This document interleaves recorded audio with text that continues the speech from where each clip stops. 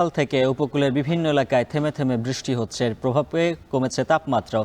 এ বিষয়ে বিস্তারিত জানাতে কক্সবাজার সমুদ্র সৈকত থেকে মন্তোষ বেদজ্ঞ বরিশাল থেকে যুক্ত আছেন সহকর্মী অমিত হাসান। প্রথমেই কক্সবাজারে মন্তোষের কাছে জানতে চাই, মন্তোষ জানাবেন কক্সবাজারে নিম্নচাপের কোনো প্রভাব পড়েছে কি?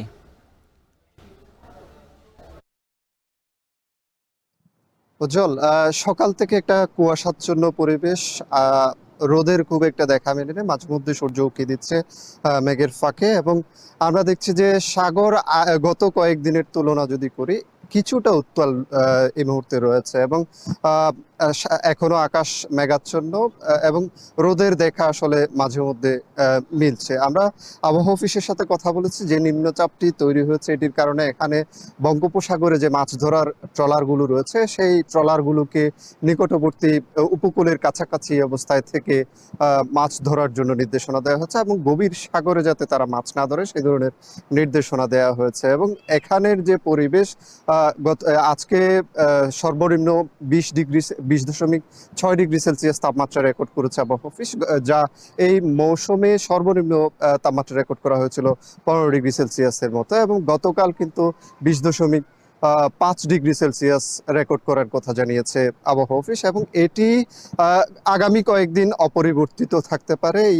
তাপমাত্রাটি। এবং পরবর্তীতে শীতের যে পুরোপুরি তাপমাত্রা কমার যে প্রবণতা সেটি তৈরি হতে পারে বলে আবহাওয়া অফিস থেকে আমাদেরকে জানানো হয়েছে। এই মুহূর্তে সাগরের যে ভাব সেটি কিছুটা পরিবর্তিত হয়েছে এবং গুমুট একটা পরিবেশ এখানে বিরাজ করছে বলা যায়। এবং উপকূলের কাছাকাছি থেকে যে মাছ ধরার ট্রলারগুলোকে মাছ ধরার জন্য নির্দেশনা দেওয়া হয়েছে সেটির আলোকে আমরা এখন পর্যন্ত দেখছি যে গভীর সাগরে আসলে আমরা খবর নিয়েছি অনেক ট্রলার এখনো গভীর সাগরে অবস্থান করছে এবং উপকূলের কাছাকাছি আসলে খুব একটা ট্রলার এখানে দেখা মিলছে না।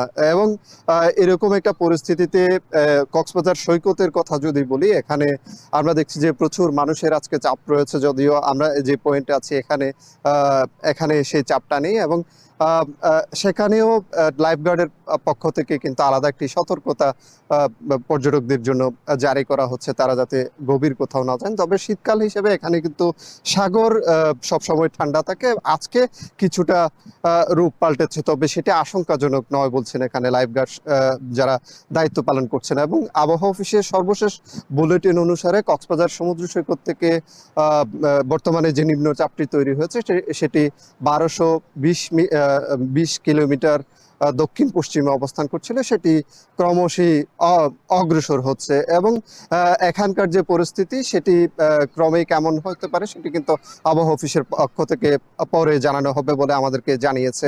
এই ছিল উজ্জ্বল, আমার কাছে সব শেষ। এবার জানবো বরিশালের পরিস্থিতি অমিতের কাছে। অমিত, এমনি তো শীতের প্রকোপ রয়েছে, এই বৃষ্টির কারণে ভোগান্তি কতটা বাড়লো এ নিয়ে আবহাওয়া অফিস কি বলছে?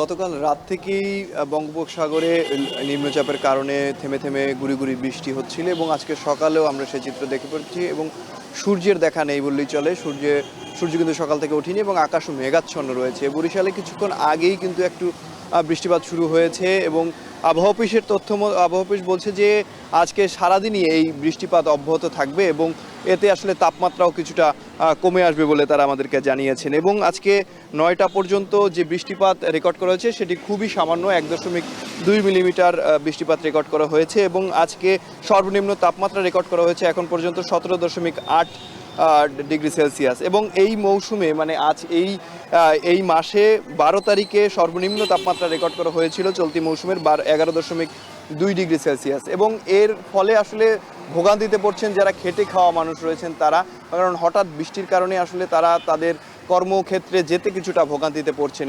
তবে নদী বন্দর থেকে নৌ চলাচল এখন পর্যন্ত স্বাভাবিক রয়েছে, সব ধরনের নৌ চলাচল স্বাভাবিক রয়েছে, নৌযান ছেড়ে যাচ্ছে বিভিন্ন গন্তব্যে। তবে নগরবাসী যারা রয়েছেন তারা কিছুটা ভোগান্তিতে পড়ছেন। আমরা সকাল থেকে দেখতে পেয়েছি অনেকেই ছাতা হাতে আসলে বাসা থেকে বেরোচ্ছেন, তবে যারা ছাতা নিয়ে বেরোন নাই তারা কিছুটা সমস্যায় কিন্তু পড়ছেন এই হঠাৎ বৃষ্টির কারণে। এবং এতে কিছু তাপমাত্রাটাও কিছুটা কমে আসছে এবং শীতের আসলে প্রকোপটা কিন্তু বাড়ছে। বিশেষ করে যারা শীতজনিত রোগে আক্রান্ত হচ্ছে তারাও কিছুটা সমস্যায় পড়ছেন, এর ফলে কিন্তু আক্রান্তের সংখ্যাটাও দিন দিন বাড়ছে। এবং আজকে সকাল থেকে বৃষ্টিপাতের কথা যদি বলি তাহলে গুড়ি গুড়ি বৃষ্টিপাত হচ্ছে, কখনো থেমে কখনো আবার টানা কিছুক্ষণ ধরে কিন্তু এই গুড়ি গুড়ি বৃষ্টিপাত হচ্ছে। তবে আবহাওয়া অফিস বলছে যে আজকে বরিশাল বিভাগের বিভিন্ন জায়গায় মাঝারি আকারের বৃষ্টিপাত হওয়ার সম্ভাবনাও রয়েছে। তবে আজকে সারাদিনই কিন্তু এই বৃষ্টিপাত আসলে অব্যাহত থাকবে বলেও জানিয়েছে আবহাওয়া অফিস। তবে কালকের দিকে কিছুটা কমে আসতে পারে এই বৃষ্টিপাত। তো বরিশাল থেকে এই ছিল বৃষ্টিপাতের সর্বশেষ। আমার কাছে উজ্জ্বল।